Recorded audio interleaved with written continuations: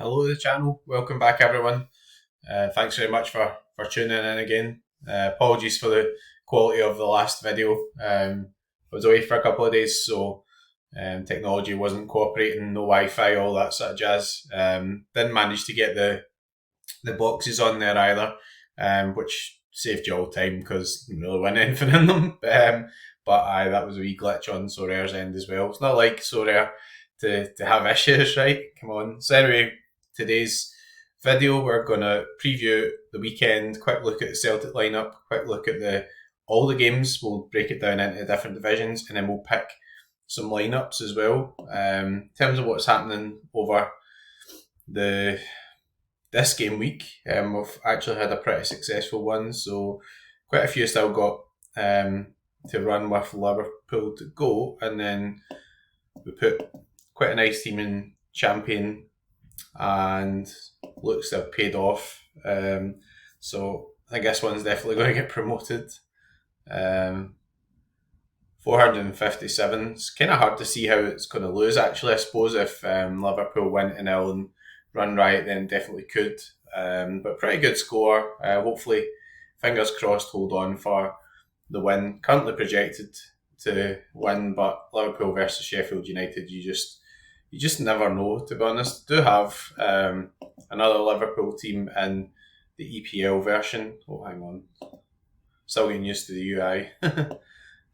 Don't think I'm alone there. Jesus.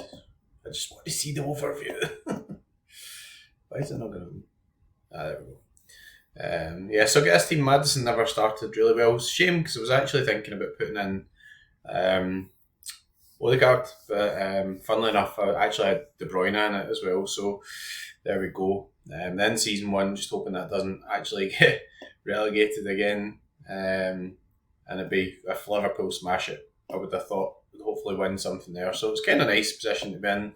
I actually spent about 15 minutes going through and trying to work all this out because there's stuff not moving until after the lock. So I've got lovely bits of pen and paper and everything here with my scribblings on it in terms of what's gone up and what's gone down, and that's one of the main issues just now, right? I mean, this stuff isn't live and we're going to pick teams on this, and you don't know if it's went up or down, and it just seems to be a mess to me. I mean, I do get why I need to update it near the time and stuff, but really it's really got to be done before the lock, I think. Alright, it's only 10-15 minutes, but there's loads of time to pick your teams and strategies out with that.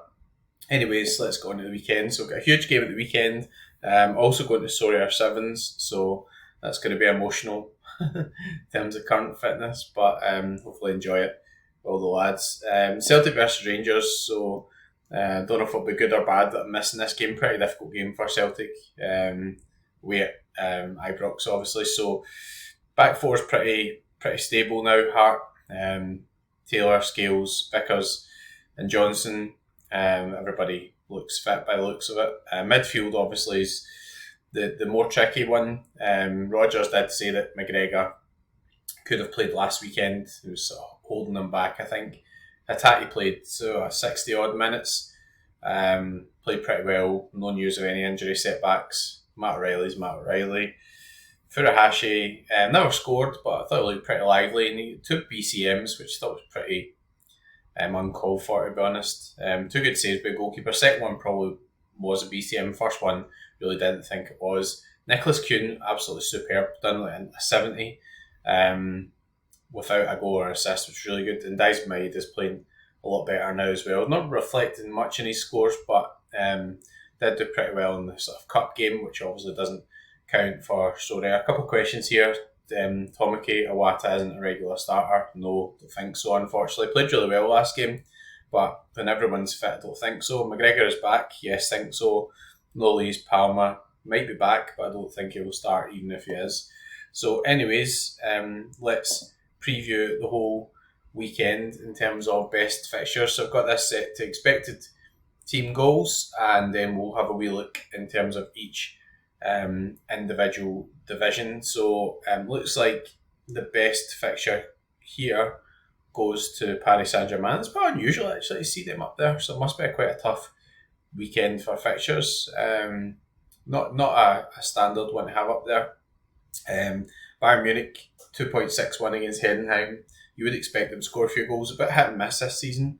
Brann and Fredrikstad don't know if they've got really any licensed players. Bodo Glimt, really nice to see them up there. Bear that in mind. Obviously, Evgen Hoga, Universitario, interesting. Leicester, Birmingham have been pretty poor this season, I guess.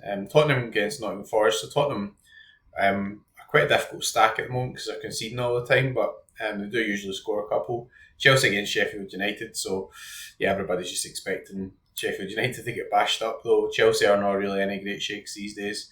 Dynamo Zagreb against Istra, pretty good fixture there. Feyenoord against Ajax, that's a big one.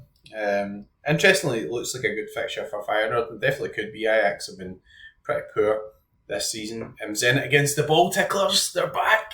The Ball Ticklers, Baltica. Yes, that's a pretty good one for Douglas Santos, etc. If you've got any of those guys. Liverpool, Man United. I'm not really so sure that's such a good fixture away at Old Trafford. I mean, that could be quite difficult. We'll see. Could be a sticky one. Austria Vienna, Manchester City against Palace. I guess after City have left out Haaland and De Bruyne, they'll probably come back in for that game. 20 against Fortuna Sittard. Now we've got Molde there. Interesting for me, so picked up Mats Moller-Deli. Pretty sure it's Molde. He plays for PSV against AZ. AZ losing 5-0 was just completely bonkers. So anyways, let's break it down into the different competitions. So we do have champion. So again, Paris Saint-Germain, Bayern Munich. No real surprise there. Tottenham, Chelsea we've talked about. Liverpool, Man United. Mainz with a pretty good fixture. Interesting. AC Milan as well against Lecce. Aston Villa done okay against Man City, so we probably fancy them against Brentford. Leipzig and Dortmund play Stuttgart. That's a pretty tough game. You wouldn't expect a lot of clean sheets there. Bayern Leverkusen, quite low down. That's a bit unusual, I guess, but pretty reliable anyway. Switch to expect clean sheets. So Brest against Metz. Brest have been really good this season. I'm not a Brest man. I don't own any Brest cards. That's what I mean by that. AC Milan up there, so they've got a pretty good fixture in terms of clean sheet percentage and team goals. Man City, interestingly, although there's Ederson Ortega thing, what's going to happen there. When's Ederson going to be back? PSG pretty good in terms of both. Again, Leverkusen pretty reasonable clean sheet percentage as well. We'll go back to expect team goals and we'll look at the other regions because it's not all about champion, although it is, I suppose, if you're so rare. Challenger, so we'll get Leicester. No in-season cards for Leicester, but plenty of cards around. Interestingly, Feyenoord pretty high up there. I mean, Celtic aren't really featuring this, and I understand why, given it's the hardest fixture of the season, but Celtic did win 1-0 at Ibrox last time. I don't think we put up that good scores, but I know Matt O'Reilly did like a 90 that day. It stuck in my head. 20 against Fortuna Sittard, again, pretty good fixture. 20 conceding 3 midweek, pretty good game, although Heerenveen are pretty handy. Braga against Aruca. PSV, I mean, I think that's actually a better fixture that looks in paper. AZ are a pretty handy team, but if PSV really get going, and after losing 3-1 NEC, they might be kind of want to get back on the road again. We'll see. Two teams, I guess, you wouldn't expect to come in and losses. Porto, really solid this season, so it's a nice fixture actually. 50% clean sheet percentage and 2 expected team goals. Los Angeles against LA Galaxy. It's just weird to see the MLS teams in Challenger and stuff these days. Just really weird. But there we go, that's the game we're playing now.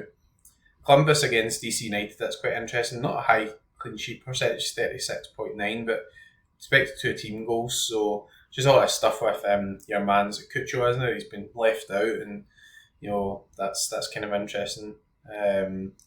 Especially, I don't own a Cucho, so it's interesting for me now because I was fed up looking at the guy's scores. Southampton against Blackburn, pretty good fixture for Southampton. They're in reasonable form. got Leeds, go ahead Eagles, etc. there as well. And then last but not least, contender ready. SK Brand, not many cards. Bodo Glimt, that's pretty that's pretty good fixture in terms of goals. They weren't really that good the last game. Maybe a bit better second half when Evgen come on. Dynamo Zagreb, definitely one to have a look out for. Expect them to do well against Eastern. 60% clean sheet percentage as well. Just remembered I forgot to do the clean sheet percentages for Challenger, so I'll come back to that and do Contender and then Challenger. Zenit we mentioned earlier.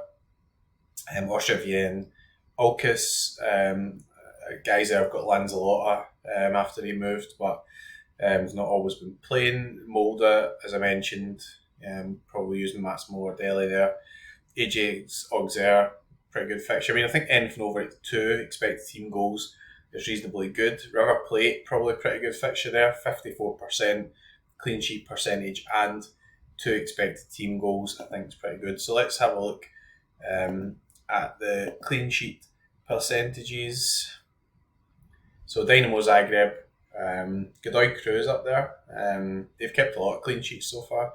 Can't remember, was it Petroli, the guy who moved there, a goalkeeper who was at sort of youth at River, whatever. He's been doing really well. Getting nice to see Zenit up there, definitely brings into contention Douglas Santos. Although fit in contention, just play that guy every week. What am I talking about? Austria Vienna.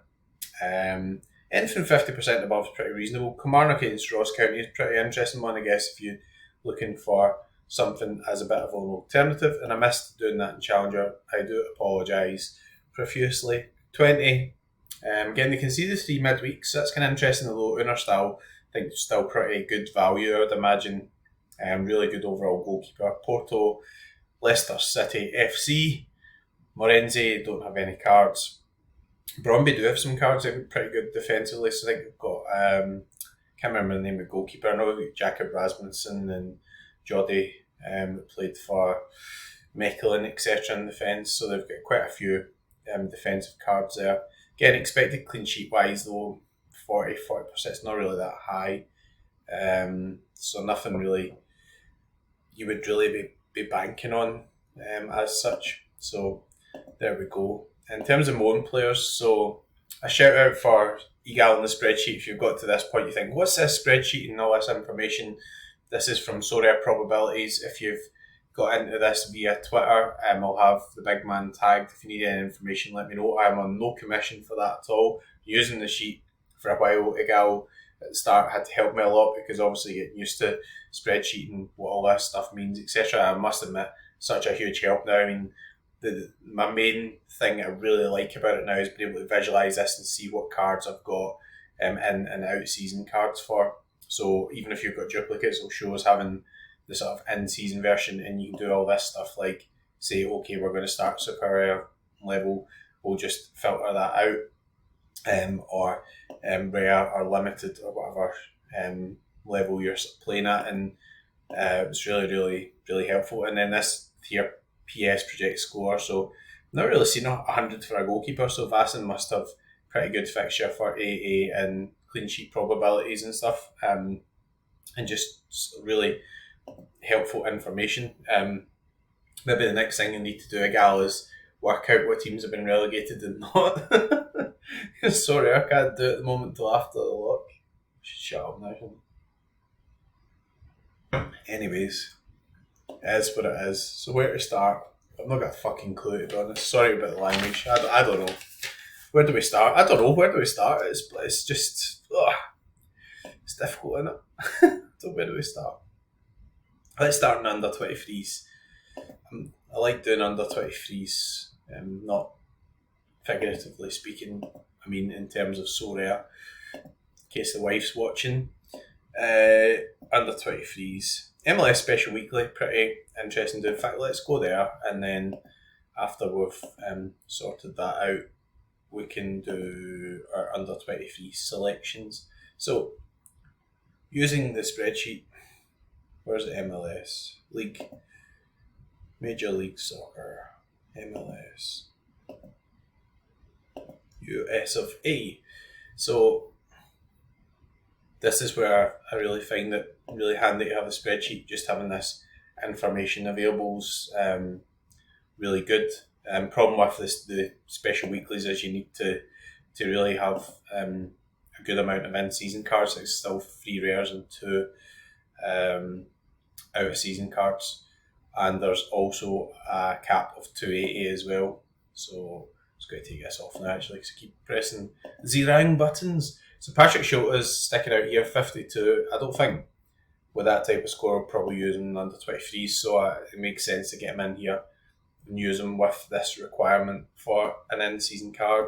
Omar Campos has been dodgy in terms of being in and out, so I guess I'm going to have to do something different here. I really do want to use Julian Gressel. Now, the only issue with that is I think Miami will rotate a bit. That's the issue, right? Guess I could pick up a replacement, but I think I'm going to use Gressel just now. It's going to make most sense to use him. I think it's pretty good fixture. Been playing quite advanced as well, which is interesting. I don't have any. Do I not? Don't have any in-season mids. Orlando must not have a gamer, whatever, right? Because it did have Martin Ojeda, whatever you call him. That's interesting. Okay. So I guess we're just going to have to go with an out-of-season card there and then fill the other spots. So Rico Puig is a super rare. So I don't know why he's showing up here. It's because I've got it to all scarcity, right? What did he? Carles Gil. The refs have been really poor, haven't they? In fact, I might just use them in here because I'm not really feeling this lineup too well in terms of what's happening there. Like, just kind of a wee bit short options in terms of in-season cards. I guess probably going to have to go for Moreno and Leo Labada. So if I want to run like Messi and Suarez or whatever in here, then I would have to pick up another in-season card, which is quite pricey at the moment. Again, there is a filter here for in-season cards now in Sorare, which is kind of helpful. But and yeah, Abada could definitely do some damage against the Revs. And who's got the highest projected score? Moreno 52. Bada not expect to be high. Gil 58. So yeah, guess if he's got to play, it's going to have to be Carles Gil captain. I don't really like that lineup too much, I must admit, but there we go. Guess it makes sense to shoot for that cash money that's available under 23. So we'll start with super rare. So obviously you can drop down guys into rare and stuff. So made another mistake as well last weekend. Didn't realise that super rare and all star still running where you can use like your uniques. It's got the extra sort of percentage and things. So kind of my own mistake there, but there we go. You live and you learn. There's a lot to take in, so I'm not going to give myself a hard time with that. The other good thing here is you don't need to worry about in and out of season as well, which is kind of good. So Okoye's got Inter. It's quite a tough one. You've end youth 46, and Gutelbauer 47. Gutelbauer was really good the last game. I think his expected scores probably should be higher. Just got quite a low data center here in terms of the actual amount of information that's available for him. Because all played 3 games, but if anybody knows me, I've been sort of mentioning him for a while. Owned him for a while as well. Defence wise, so getting interesting, pretty not brilliant options. Frimpong's a hit or misser, to be honest, in terms of he does score a lot of goals, but doesn't really do much by way of AA. Away game as well. That's interesting. Lacroix is suspended. Mike Wiesen, guess probably just use him in here actually. We're going to go on under 23's lineup then. Got to do it. Midfielder. So it doesn't show in here. I could use Matt O'Reilly in here. So it's interesting.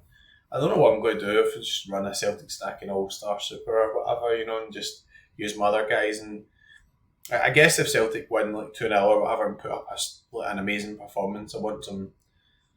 I want that covered, but yeah. So I guess I could use him in here, or I could use super rare. Nicholas Madsen might be suspended. Holga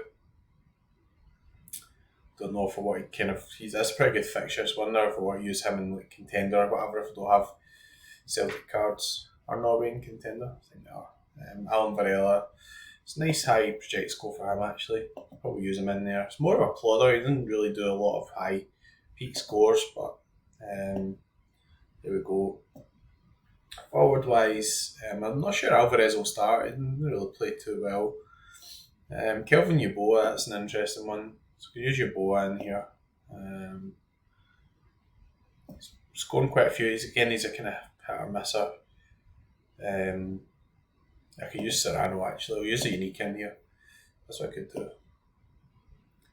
Serrano's not shown on here because I've filtered it to super rare, but his project score's 55, so I think that's pretty solid enough to include. And then I know what I'm going to be doing with my Celtic stacks. Guess I might run them in a slightly lower division than normal. Could do that. Frimpong, will I use him in champion? Probably not. So let's put him in here. And in terms of reliability for scores, this is where I usually judge it, right? Like, I'm not really feeling anyone particularly captain-wise here in terms of huge score, but there we go. We're in sort of segregated divisions and all that jazz now, and just one of those things, isn't it? I think I'm going to run Celtic and All-Star. So reasons for that, I don't really want to lose my top entries, so to come back to that, so you can try and make sense of this malaise that we're left with here of numbers invading our screen. So Ale Hail the Cash is here. I'm either going to run that in there or I'm not. So if I run it in there, there's a good chance it's going to get relegated, and then I'm losing that top division entry against St Mirren next weekend, and that's what I don't like about it. Guess I could run it in in-season Team B, which means that it could still win some cash and could get promoted. I'm not really bothered if that gets relegated, so I'm kind of talking myself into running Celtic in here, and I guess the reason would be that I've only got really one in-season team, being Celtic. In terms of in-season super rare cards, I don't have any like brilliant sort of depth there, so it's going to be looking along the lines of this. Matt O'Reilly. See, I can't use O'Reilly in there as a super rare, right? As a unique. I'm going to run it in All Star. I don't know. I don't know if it's right or if it's wrong, but I just don't really like when I'm not maxing out the requirements. So using that unique as a super rare just seems awful. Furuhashi's a tough one because he does really well against Rangers, Ibrox, but this guy, Nicholas Kuhn, I think he'll give Barisic a really hard time. Honestly do. Do we go for double defence? We run the stack. Kind of expect Rangers to score. I mean, at home, the odds would suggest Rangers are going to score. If it's more of a high scoring game, then this might work actually, right? So, then Celtic score a couple, I'm going to go for Kuhn to run riot. So then less defenders, and then I'm running that in All-Star Super Rare, so can he get relegated? Yes! Absolutely safe. We're safe. There we go. Nothing to worry about. We're safe, lads. Godspeed, you're safe. Right. Back on under 23s. Rare. Red 23s rare. Again, as I say, I could use Matt O'Reilly in under 23 super rare as well. Be a good advantage too, but it is what it is. So, what we're going to do in under 23s rare, are we going to run Cavallina? I really want to run Cavallina here. He was back for the cup game, played pretty well, but only reluctance is he's not, he's an in-season card, so it's taking away an in-season card from some of the cash comps, but I do have like guys like Majuki and all that sort of stuff. I've got different options, so yeah, I suppose I really want to run my best team in the under 23s. I hope the multiple entries stuff stays in terms of August. Well, that's the plan, but I hope that they'll sort of stick with that. I think it's going to be divisions as well, which is kind of interesting. We'll see, obviously, once everything all irons itself out. it's just so much to take in, right? But I don't know why I say that. I hope it stays. I think the plan is it is going to stay. So there we go. Defender wise, quite unusual not to see Nico Schlotterbeck up here. Who Dortmund playing? They're playing Real Madrid or something. Yeah, I guess Stuttgart are really good. He did put in a pretty good score against Bayern, which is interesting though. So there we go. Michael Beeson pretty high up again. Perkovic, a guy I picked up recently. My only reluctance with Zagreb is they chop and change a bit, so I think you're taking a wee bit of a risk. Gertruda, I'm going to keep an eye on. I think because of the injury, he's been moved to centre back, and I think if he's playing centre back, it's better for his scores. Ajax, I guess, will defend if Robbie plays up front because he could win some duels against them things. So there's quite a lot to take in there, but no obvious usual sort of suspects up here in terms of choices, really, to be honest. So I think it's going to have to be a kind of one of these you base personal decision. Benfica playing Portland, pretty difficult fixture there too. I'm saying we've got to play Schlotterbeck, to be honest. I don't know. I mean, the guy just puts up good scores. So Jens Peter Hauge was pretty poor last game, so that's kind of making me a wee bit more reluctant. Surely Foden plays after scoring a hat trick, right? Evgen I'd expect to play as well. So I guess with it being a good fixture, could go with ease. It's not all just based on the expected scores and everything here. It's also based on because Evgen's not. He has appeared as 58, which is pretty good considering his average. And then who we're going to play up front? Bayern did appear pretty high in terms of expected team goals as well. 2.61. So actually that's really good this information on here as well. Doku was excellent but probably get rotated out again, so that's what City do. Koki Saito was really good too. I think you've got to go with Musiala. I mean, he's been really playing pretty well, and if they're really high in terms of expected team goals, you'd imagine he's going to be the centre of that. I'll need to check the projected lineups in terms of who's all going to go in. And I think that's okay, only using one in-season card as well, so it leaves some decent cards for the cash comps and stuff. Who we're going to captain? I don't know if I can bring myself to captain Hog after the last game, so I guess got to go with Musiala. There we go. So I think they're pretty good teams. I don't know, I'm not feeling the fixtures this weekend. I think it's just one of those things, kind of mixture of what's going on in terms of all the Sorare sort of backwards and forwards, and just it's kind of tough weekends, big games, but although they're big games, not necessarily good for SO5 scoring games, if that makes sense. So it does make sense. 23s, I think I want to get back in amongst this in terms of 23s. And I don't know if I'm going to buy anybody for this weekend as such, but it's good to have a go at it, I suppose.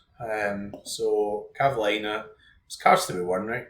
Edgar Sukis, look at that, he put in a higher score back in the league than he did against Gibraltar. So I captained them and he did this score, and then the next game he did that score and he got an assist. Honestly. Interested to see Zabarnia with a projected 59. I'm going to use him actually because I really think he's a good player, and I'm going to keep a hold of him because he should play for Ukraine at the Euros and stuff, I think, as well. Projected midfield scores, nothing too high. I guess I could. This is not going to really be an overly strong team. I think I might just use my Nicholas Kuhn mid card here and just save Matt O'Reilly. He did do a really high score against Rangers the last time, although I need Kuhn as a forward card here. I don't know. Abada's not really that certain to start, so I suppose it gives me another Celtic variation with the attackers. We'll keep the 16.5 and the 14. We'll go with the 8% one. That's pretty nice to have forward. And then who else are going to play in here? Who's going in with the Celtic boys? Sota Kawasaki. What's his projected score? Why is he not there? What have I done wrong this time? I didn't know that. Weird. No doubt I have done something wrong. Anyway. Yeah, I don't have any project score. Must be a data thing there.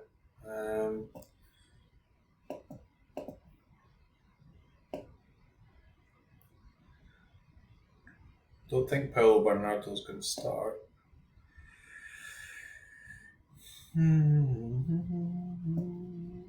Tupelo or just up, so I can go with that. Yeah, I think Kuhn will do pretty well against Rangers. Lining myself up for a fall here. Don't mind that at all. It's about half an hour now. I'm not going to spend too much longer because I think we've done a good preview there. The other thing with these teams is just going to be like, might play them somewhere and then they're going to have to move. So I have actually, as I said, spent a bit of time having a look. So EPL in season, rare, second team still to be confirmed. Liverpool play later.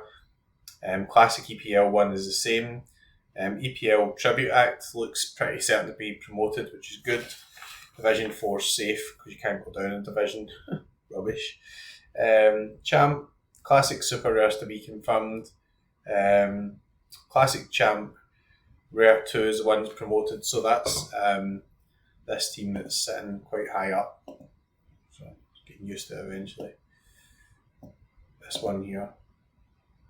Yeah, so sitting first, so that one's definitely going to get promoted, so I guess I can pick that. The Super Rare ones, they look safe, but it's again still game to go.